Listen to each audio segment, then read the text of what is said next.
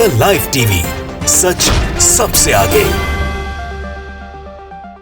दोस्तों, आपसे कुछ दिनों से कह रहा हूं कि इजराइल और फिलिस्तीन के युद्ध में दुनिया जो है वो दो हिस्सों में बंटती हुई दिख रही है। एक इजराइल के समर्थन में, एक फिलिस्तीन के समर्थन में। लेकिन अब एक ऐसा मामला हुआ है जिसको देखकर इजराइल भी सकते में होगा, क्योंकि एक बड़ा एक्शन एक देश ने लिया है। इजराइल के राजदूत को वापस भेजने का काम किया है और इजराइल से सीधे तौर के ऊपर जो टाइज हैं वो काटते हुए ये कहा है कि हम ऐसे लोगों का साथ नहीं दे सकते हैं या हम ऐसे लोगों के साथ संबंध नहीं रख सकते हैं कि जो लोग सीधे तौर के ऊपर नरसंहार कर रहे हैं गाजा पट्टी में फिलिस्तीन की, और इस तरह की चीज़ में हम समर्थन में नहीं खड़े हैं ना साथ में खड़े हैं।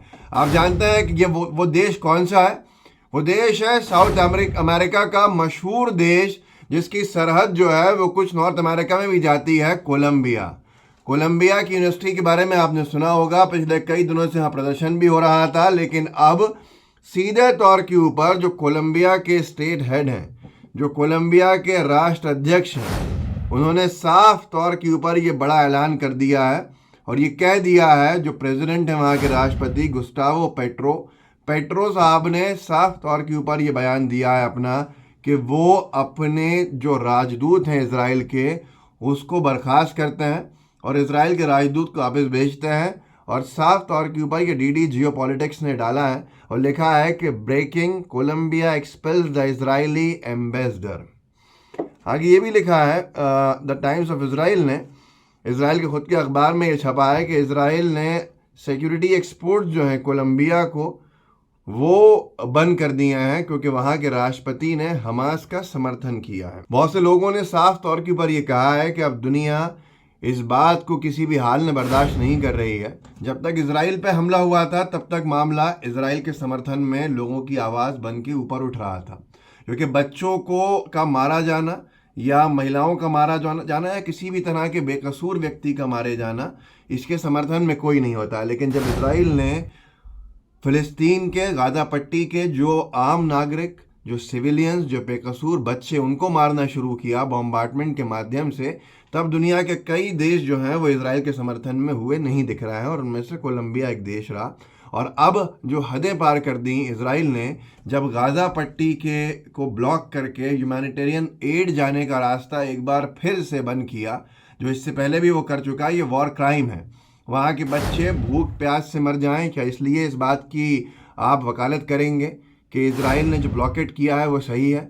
हमास को कितना नुकसान पहुंच रहा है, फिलिस्तीन के आम नागरिकों को कितना नुकसान पहुंच रहा है, ये दुनिया देख रही है। और सेंसिबल जो देश हैं वो अपना पक्ष भी रख रहे हैं। भारत देश ने भी इजराइल के जो हमले हैं उनका समर्थन नहीं किया।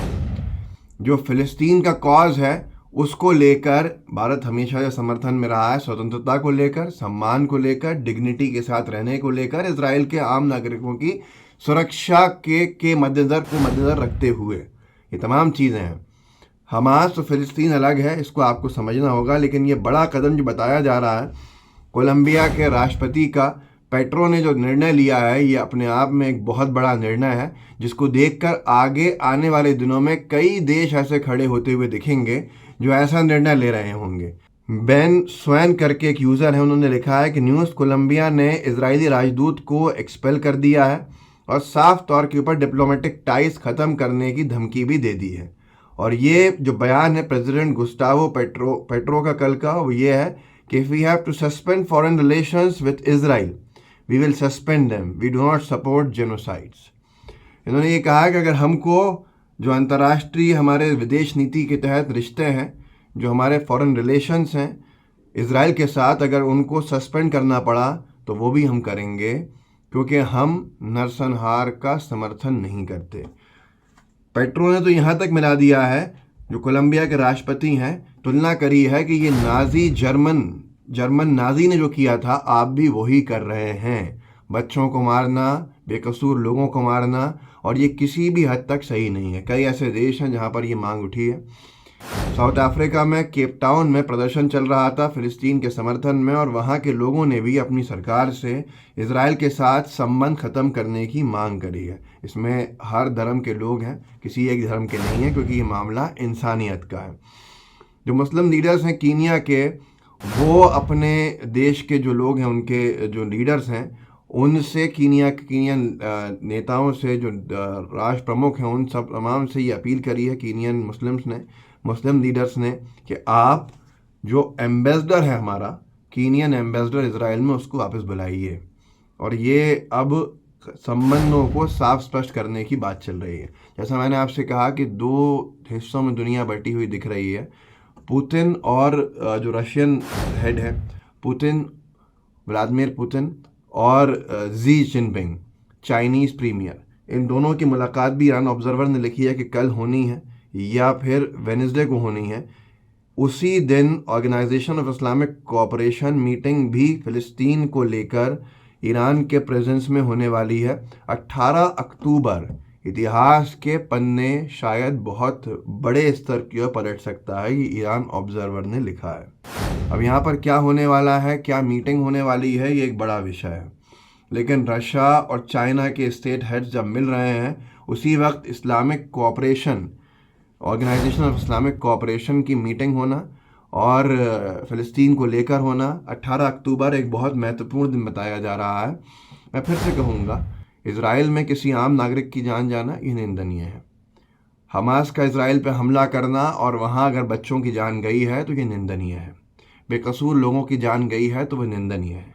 पर इज़राइल डिफेंस फोर्सेस का ऑफिशियल जो विंग है इज़राइल का, फ़िलिस्तीन का ऑफिशियल विंग नहीं है हमास, इज़राइल का ऑफिशियल जो मिलिट्री है, जो फोर्स है, उसका साफ तौर के ऊपर ये कहना कि हम ख़त्म कर देंगे, तबाह कर देंगे गाज़ा पट्टी को, ये जंग जो है हमारी तरफ से, हम वॉर में हैं, और फिर बच्चों का ख़त्म होना, मास ग्रेव्स बननी जिनमें एक साथ कई सारे जो लोग हैं उनको दफन किया जा रहा है, बेकसूर बच्चों का लाइव वीडियोस के अंदर शहीद होना, जान जाना, ये कितना जस्टिफाइड है, ये अपने आप से पूछिएगा ज़रूर।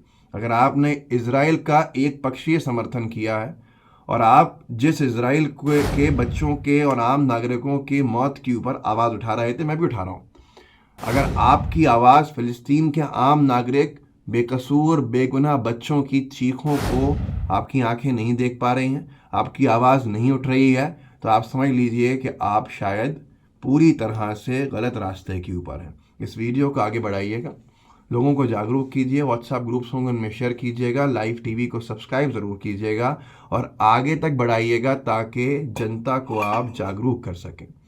अगर आप आवाज़ नहीं उठा सकते हो तो कम से कम दूसरों की आवाज़ को आगे तक ले जा सकते हैं, वही काम कीजिए ताकि आप लोगों को जागरूकता फैलाने में लोगों के बीच कुछ ना कुछ अपना योगदान दे रहे थे, ये आप आगे भी कह सकते हैं। इस वीडियो को आगे बढ़ाइएगा, व्हाट्सएप ग्रुप में शेयर कीजिएगा, लाइव टीवी को सब्सक्राइब ज़रूर कीजिएगा। जय हिंद, जय भारत। द लाइव टीवी, सच सबसे आगे।